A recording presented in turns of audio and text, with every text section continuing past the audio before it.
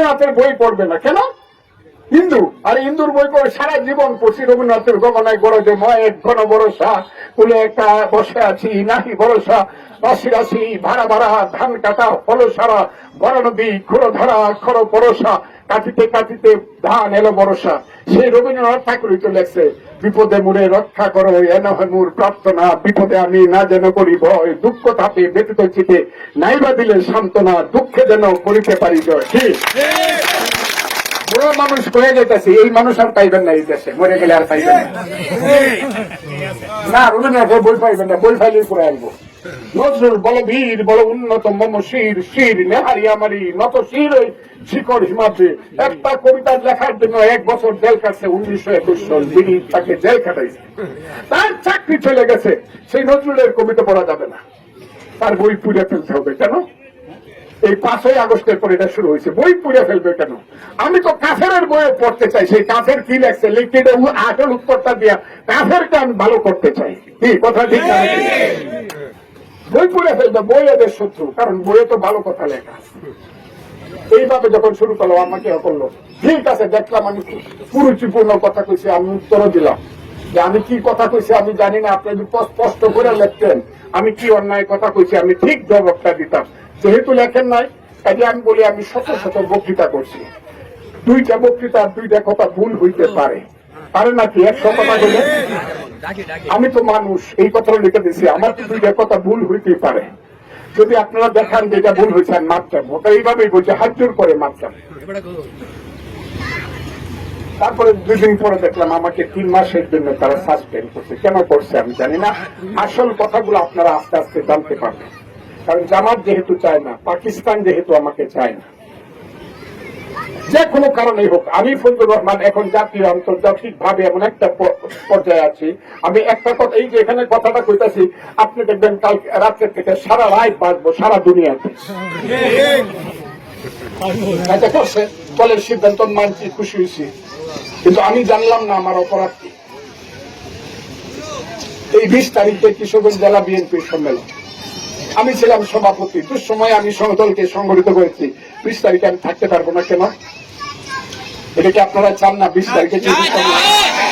হ্যাঁ, থাকতে তো পারবো না, চাইলে আপনারা ঠিক মতো চাইতে হবে। আব্দুল্লাহ আমি করে গেলাম, দেখো কেমনে চাওয়া যায়। আমি জানি দল আমাকে হয়তো পবিত্র করে নিবে, আমি জানি, কারণ আমি কোনো অপরাধ করিনি।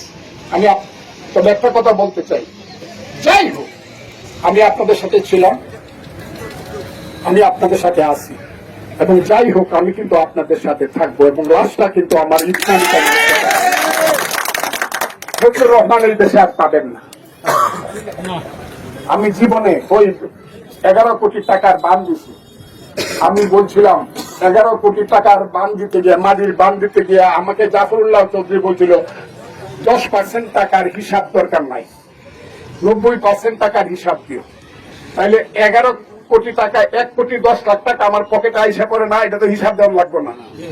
আমি বলছিলাম জাফর ভাই, 10,000 লোক ছিল মাঠে, জয়সিদ্ধির মাঠে, আমি বলছিলাম জাফর ভাই মুক্তিযোদ্ধাদেরকে সামনে নিয়ে বলতেছি, কারণ ওই কাজের লিডারশিপ ছিল মুক্তিযোদ্ধাদের হাতে, এখন তো সবই গেছে গা, মরে গেছে গা সব। আমার সাইডা আস্তে আস্তে সব চলে গেছে, সব হলো সুবিধাবাদী যারা আমার সাইডে মরে গেছে গা, আমারে রাখছে অপমান করার জন্য, অপমানিত হওয়ার জন্য আমি চাইছি। আমি জাফর ভাইকে বলছিলাম যে 1টা টাকা যদি খাই, আমার 4টা সন্তান আছে, 4টা সন্তান মৃত্যুবরণ করে, এখনো কিন্তু এই কথার থেকে আমি সরি নাই। 10 মাস 11 মাস 12 মাস হয়েছে হাসিনা সরকার চলে গেছে, এই এলাকার সমস্ত নেতৃত্ব আমার না, আমার কিনা বলে? আমি বলছি হামিদ সাহেবের বাড়িটা ফুরানো যাবে না, আমি বলছি না, কে বলছে? আমি যদি বলতাম ধরায় দেয় ফুরায় দেয়, দিত না। আমি কাউকে ধরাইও দেই নাই, পুরাও দেই নাই, কারো প্রতি আমার শত্রুতাও করি নাই। যদি কেউ অপরাধ করে তাকে আইন তাদের বিচার করবে। আমাকে কি দেখছেন আমি কাউরে ধরাই দিছি, চড়াই দিছি? শুনছেন আপনারা? এমন কি শুনছে যে ফজলুর রহমান মুখের কাছ থেকে 200 টাকা চাঁদা নিচ্ছে? যেদিন শুনবেন সেদিন যাতে আল্লাহ আমাকে মৃত্যুবরণ করিয়া হাবিয়া দিতেছেন।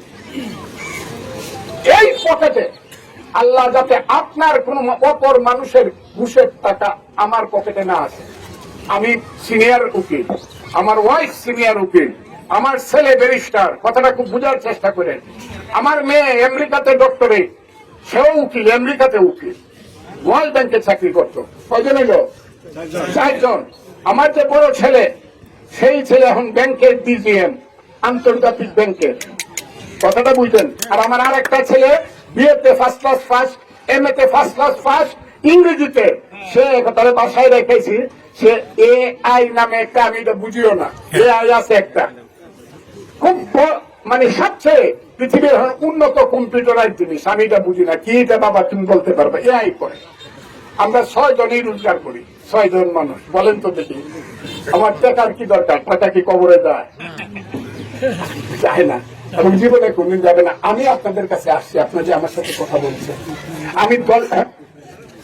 আমি যে দলটার কথা বলছি আপনাকে, আমি সেই দলটা করতে চাই। এটা কি আপনারা চান না? চান। আমি ইলেকশনটাও করতে চাই। এই ব্যবস্থাটা আমি চেষ্টা করব, আমার সাথে আপনারা চেষ্টা করবেন না? কথাটা কি বুঝছেন আপনারা? অতটুক বুঝের মধ্যে থাকেন, অতটুক। আমি একটা কথা বললাম, আমি আপনাদের সাথে ছিলাম, আছি, থাকবো, জীবনে কোনোদিন ছেড়ে যাবো না। মৃত্যুর পরে আমার লাশটা এখানেই আসবে। আমি মিটামিনের মানুষের জন্য সব দিয়া গেলাম, আমার একটা জীবন, আমি এখানে আছি। আপনারা এটা মনে রাখেন। আমি একদিন আসছিলাম 96 সনে, এখন থেকে 30 বছর আগে আপনাদের জন্য একটা টেলিভিশন মার্কা নিয়ে আসছিলাম কিনা? আমি আমার জীবনের এখন 78 বছর, আমি আমার শেষ ইলেকশনটা করব। কি আপনারা কি দেখি তো কারা কারা চান আমি শেষ